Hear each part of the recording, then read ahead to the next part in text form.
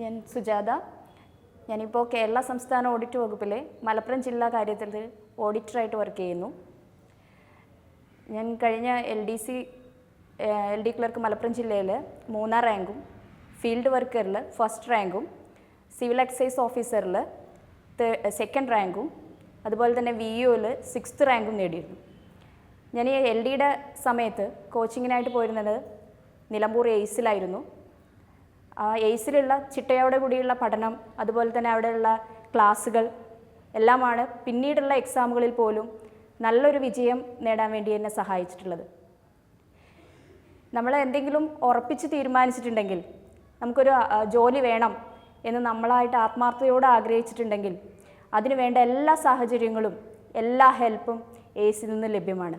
നമ്മൾ കിട്ടുന്ന സാഹചര്യങ്ങൾ ഏറ്റവും നന്നായി ഉപയോഗപ്പെടുത്തി ആ രീതിയിൽ മുന്നേറുകയാണെങ്കിൽ നമ്മുടെ സ്വപ്നം, അതായത് നമ്മുടെ ക്വാളിഫിക്കേഷൻ അനുസരിച്ച് ഉള്ള ഒരു ജോലി നേടുക എന്നത് വലിയ ബുദ്ധിമുട്ടുള്ള കാര്യമല്ല. അതിനുവേണ്ടി തന്നെ നമ്മളെ എല്ലാ രീതിയിലും സഹായിക്കാൻ വേണ്ടി എയ്സിൻ്റെ വിവിധ കേന്ദ്രങ്ങൾ പല സ്ഥലങ്ങളിലുമുണ്ട്. നമുക്ക് കിട്ടുന്ന സാഹചര്യങ്ങളെ നമ്മൾ നന്നായി വിനിയോഗിക്കുക. അതിന് ഉത്തമ ഉദാഹരണം തന്നെയാണ് എനിക്ക് കിട്ടിയിട്ടുള്ള പല അവസരങ്ങളും. നമുക്ക് ചുറ്റും ഒരുപാട് അവസരങ്ങളുണ്ട്. പക്ഷേ നമ്മൾ ആ അവസരങ്ങൾ അറിഞ്ഞ് ആ അവസരങ്ങൾ എത്തിപ്പിടിക്കാൻ വേണ്ടി നമ്മളുടെ ഭാഗത്തു നിന്ന് ആത്മാർത്ഥമായ പരിശ്രമം കൂടി ആവശ്യമാണ്.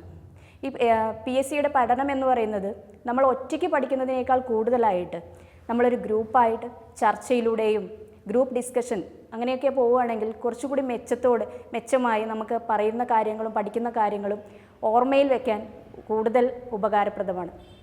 നമ്മളങ്ങനെ ഗ്രൂപ്പ് ഡിസ്കഷൻ അല്ലെങ്കിൽ കമ്പൈൻ സ്റ്റഡിക്ക് ചെയ്യുമ്പോൾ നമ്മൾ ഏറ്റവും നന്നായി ശ്രദ്ധിക്കേണ്ട ഒരു കാര്യം എന്ന് പറഞ്ഞാൽ നമ്മളെ ഗ്രൂപ്പിലേക്ക് ആരെയൊക്കെ ഉൾപ്പെടുത്തണം എന്നുകൂടി നമ്മൾ നിശ്ചയിക്കണം.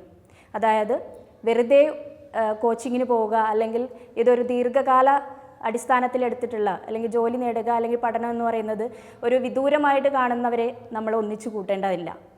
എന്തു രീതിയിലായാലും നമ്മൾ പഠിച്ച് ഒരു ജോലി നേടുക തന്നെ ചെയ്യും എന്ന് ഉറച്ച വിശ്വാസമുള്ളവരെ നമ്മളോടൊപ്പം കൂട്ടുക, നന്നായി പരിശ്രമിക്കുക. എന്നാൽ നമുക്ക് വിജയം നമ്മോടൊപ്പം തന്നെ ആയിരിക്കും. നമ്മൾ ഏതെങ്കിലും ഒരു പോസ്റ്റിന് വേണ്ടിയിട്ട് അപേക്ഷിക്കുമ്പോൾ ആ പോസ്റ്റ് മാത്രമല്ല നമ്മുടെ ലക്ഷ്യം, അതിനേക്കാൾ ഉയർന്ന പോസ്റ്റുകൾക്ക് കൂടിയുള്ള പരിശ്രമമായിരിക്കണം ഓരോന്നും. പഠിക്കുമ്പോൾ കൂടുതൽ ശ്രദ്ധിക്കേണ്ട ഒരു കാര്യം എന്ന് പറഞ്ഞാൽ, എൻ്റെ അനുഭവത്തിൽ നിന്ന് മനസ്സിലാക്കിയിട്ടുള്ളത്, ഇത് പരീക്ഷയ്ക്ക് വരും അല്ലെങ്കിൽ ഇത് പരീക്ഷയ്ക്ക് വരില്ല എന്നല്ല. നമ്മുടെ ചുറ്റും കാണുന്ന ഓരോ കാര്യങ്ങളും അടുത്ത പരീക്ഷയിലെ ഓരോ ചോദ്യങ്ങളാണ് എന്ന് ഉറച്ചു വിശ്വസിക്കുക. അതിനു വേണ്ടിയിട്ട് കാണുന്ന ഓരോ അറിവും ഓരോ അനുഭവങ്ങളും നമ്മുടെ പഠനത്തിലേക്ക് ഉൾപ്പെടുത്തി ഓരോ നിമിഷവും പാഴാക്കാതെ നമുക്ക് മുന്നേറിക്കൊണ്ടിരിക്കാം.